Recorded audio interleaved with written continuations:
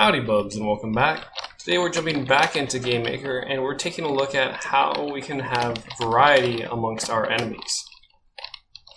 So let's go ahead and jump into our enemy object and we're going to go over to the create event.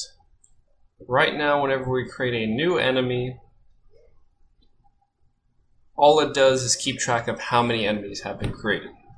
We can here actually do a bit of randomization to add variety to not only our enemy size, we can change the enemy sprite, as well as add different stats, since we can perhaps modify its health and speed as well. Randomize stats. So the size. Our size could be a random value between a certain range, such as like 1 to 5, and so anything in between that could be valid, like 1.5, 2.1, all of those. I prefer to lock it within a certain restriction, and so I use the choose function. With choose, I can specify a set number of values, and it'll just pick between them evenly distributed. So my default value would be 1. If we have a 1, nothing changes, everything's fine. So I'm going to have a range starting at 0.5, 1, and 2. I'll just leave it at that. You, of course, can modify it, add more to it, reduce it, allow for a full range stretching from 0.1 all the way to 100, whatever you want to do with your game. You can play with it. I'm using choose. It will randomly choose, evenly distributed amongst those three options, either 0.5, 1, or 2. Based off of this size, I will then modify the enemy. So first off, the size of our sprite. So image underscore x scale is going to be times equals, we're multiplying against itself against value of size. The y value is multiplied against the same thing, so it is scaled properly. So now the size of our sprite has been modified. Great. Now let us also modify our speed. Over in our step event, we move towards the player at the value of 3. But I don't like having this 3 over here. I'm going to change this value to be instead chase speed. I'm going to go over to our create event and create a variable. And so chase speed would be moved over here, and it'll be set equal to 3 divided by our size. The faster items will be the smaller ones. So if our size is 0.5, it is going to actually double the speed. If the size is 2, it's actually going to half the speed. Now, the last bit to address is health. This is going to be a new value we're going to keep track of. I'm going to have HP is going to be equal to 2, and this is going to be multiplied by our size. So now that we have modified this over in our create event for the enemy, our enemy will now have different sizes chosen between these three options. It'll scale up or down, it'll have the corresponding increase in speed, and it'll have health, which as of the moment doesn't do anything. Let's just check to make sure this is working. So here we go, we have a very large enemy. We have a normal size enemy and a small enemy. We have 2 large enemies, 1 small enemy.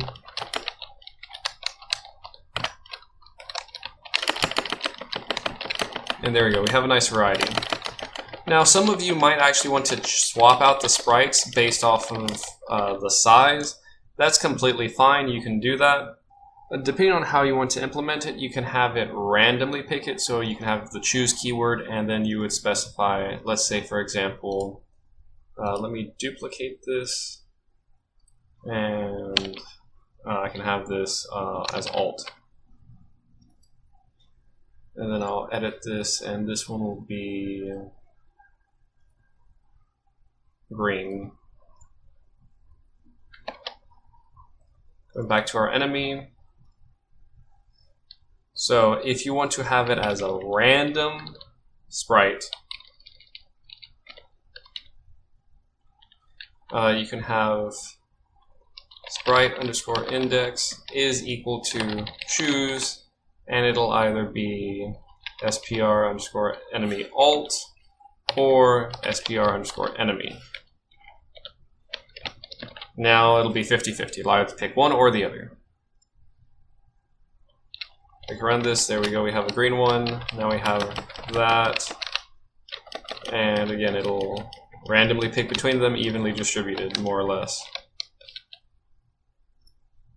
Now, if you instead want to tie it with the size, so for instance, if it chooses 0.5, then you do this. 1, you do that. Or 2, you do that. Instead, you can go about just writing a very simple if statement. So again, this is for random sprite. So if you want it to be based off of the size that was already chosen, you can use a switch case. So switch, and then we're going to be switching based off of our size.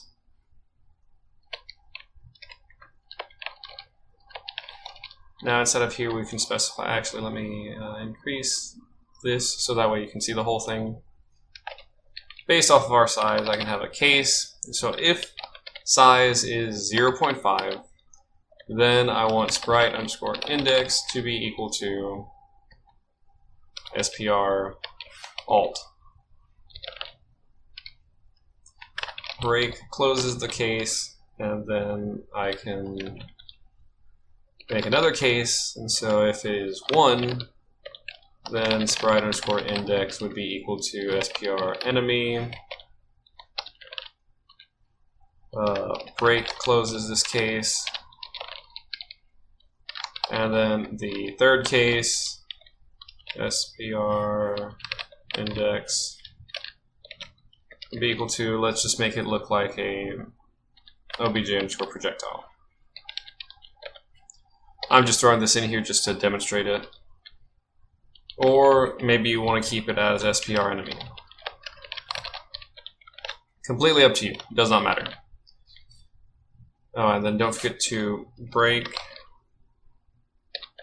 So now with this, you have random sprite, or using the switch statement, you have sprite based on size. Either of these work. Only pick one of them. Don't pick both of them, because technically, whichever one is written last is the one that actually gets used. But it's up to you. Your game, your choice, however you want to play around with it. But now we have different stats based off of our randomized value of size. If we are going to implement a health system, we have to account for that whenever our projectile hits the enemy. So let's go over to our projectile code. Whenever we collide with an OBJ enemy, we destroy the other and then ourselves. We need to instead reference other.hp. We're modifying its health, and let's just say every projectile decreases it by 1, so minus equals 1. It deals 1 point of damage. This will constantly deal 1 point of damage to the enemy, and then destroy ourselves. We can also add into here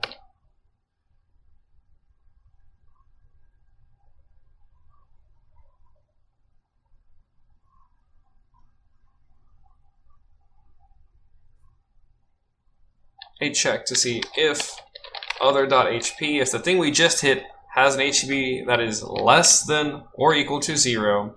It is important that you include less than or equal to 0, because if what happens somehow that we deal like some amount of damage that drops below 0 and goes to negative, then it never hits 0, then it doesn't actually delete it. So that's why if our HP is less than or equal to 0 for the enemy, then we also do instance underscore destroy other. Alright, we damage the enemy. We check to see if the thing we just damaged has less than or equal to 0. If that is true, destroy the enemy. And then destroy ourselves. So now let's go ahead and check that. So the little one takes only 1 hit, but the bigger ones take multiple hits. This should take 2 hits. Yep, there we go. These should take 3 or 4, yeah, 4 hits. So now we have health on our enemies. We have a variety of enemy choices. And again, with my code, all I've done is have it randomly pick between 3 numbers. You can have more enemy choices, you can have less enemy choices. You do have to have at least 2 choices. You can have tons of different sprites, and with each sprite have different health pools and whatnot. If you want to get into very detailed specifics, over in the enemy code for our great event, you could, based off of the size, actually completely modify the rest of these things. Maybe you pick SPR enemy and then don't scale the sizing if you pick 1. What if in case 2 you can throw one of these things in here, and case 2 the speed is like 10 times the value, but the other ones have normal speed.